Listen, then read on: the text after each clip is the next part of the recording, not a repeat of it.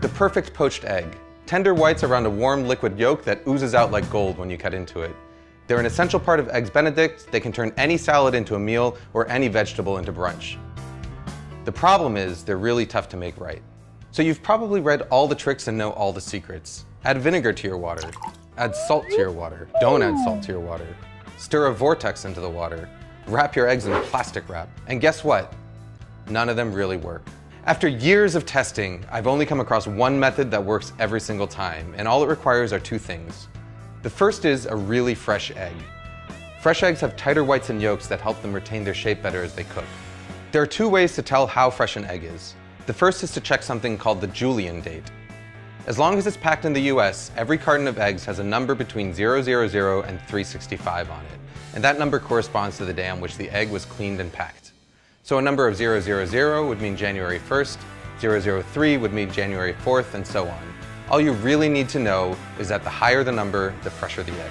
You can also tell how fresh an egg is by carefully putting it into a cup of water.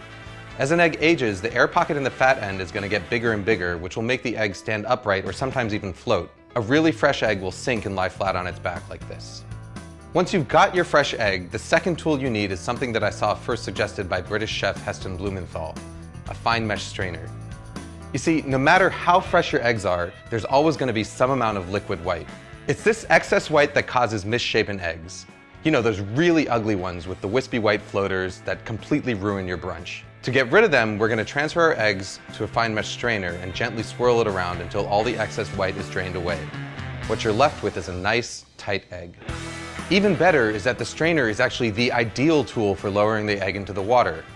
What I've got here is a pot of water at 180 degrees Fahrenheit, which is just about the temperature that the water is quivering but not quite simmering yet.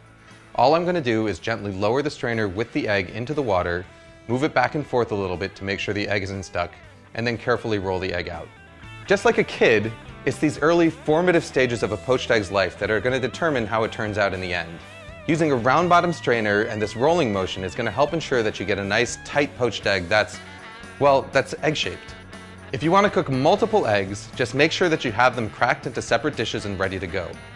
Once they're in the water, your only job is to keep them moving around, flipping them from time to time with a slotted spoon so that they cook evenly.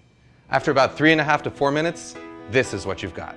You can even cook them ahead of time and store them submerged in cold water in the fridge for up to a few days.